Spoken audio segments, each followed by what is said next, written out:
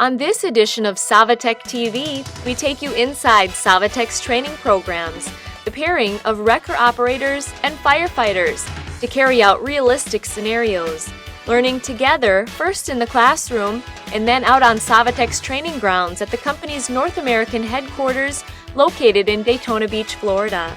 Dave Lander is Executive Vice President of Savatech North America.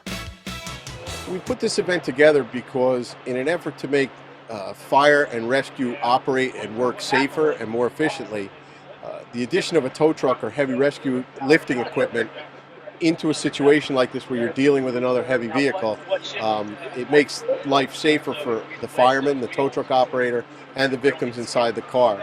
The other thing it does is it actually speeds the opening of the roadway and the mitigation of the incident so that you're less likely to have secondary collisions, other traffic accidents, or things that could hurt the motoring public or the operational people coming to the scene. This day is about learning new tools available to aid in the rescue and recovery process, including Savatech's recovery cushions and catch bags, and the stabilizing junkyard dog struts, which are seen here. We will take you inside a few of these training exercises in just a minute. But first, let's meet a few of the many partners in the towing and recovery industry who are called upon to carry out the day's lessons, including the Jerdan Corporation, a division of the Oshkosh Corporation, which brought in this rotator to assist. Emily, I'm David Greenfeld with Jerdan Corporation. I'm the District Sales Manager for the Mid-Atlantic. It's a JFB with a Pete 389 chassis, and it's our 50-60 ton rotator. With our S130 jack system on it. The use of a rotator on scene may save precious minutes, time on an emergency scene when the difference may mean saving someone's life. Well, it allows them, like I said, to do their job a lot more efficiently. They can do their job a whole lot quicker. You know, for example, let's say they have a heavily entrapped person. It might, under normal circumstances, take them an hour and a half, 2 hours to get the person out by using manual tools to lift something or get them out. And whereas if they have a heavy wrecker like this, they could lift it, crib it, lift it, and do the job a whole lot quicker. Meet Randy Miller. He, along with George Krant, are today's lead safety trainers. Both men have served with the New York City Police Department's Emergency Services Unit for over 20 years. All right, so you guys take the lead. You got the other fire rescue guys backing you up. Randy Miller from the New York City Police Department, where I'm a rescue team manager for the Urban Search and Rescue Task Force. So this one, we have a tanker trailer that partially overturned on top of a vehicle. We're simulating that there's two victims inside the car, a driver and a passenger, and we're going to try to force the fire guys to use some airbag lifting techniques on this scenario, and then we're going to supplement it again with a heavy-duty articulating boom wrecker. As you can see, Savatech's RIT kit plays a starring role in this exercise, a portable cushion kit that lifts up to 10 tons, all rolled into a backpack weighing in at 42 pounds.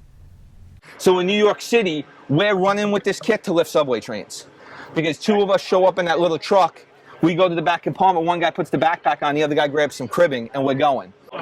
For something that small and that portable, I'm a fan of it.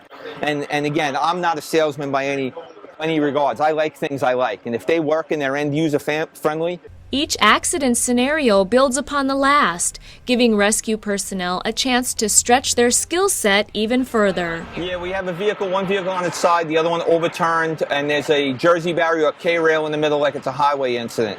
So the guys are stabilizing the vehicle in place using the techniques they've learned all day, and they're going to simulate extricating some victims out of the upside-down Cadillac, which is the vehicle on the other side facing away from us. How many tools for right now? The air cushion that's behind us here is a brand new concept.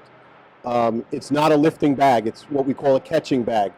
So instead of actually lifting the car or vehicle up, it's designed to catch the car as we upright the car.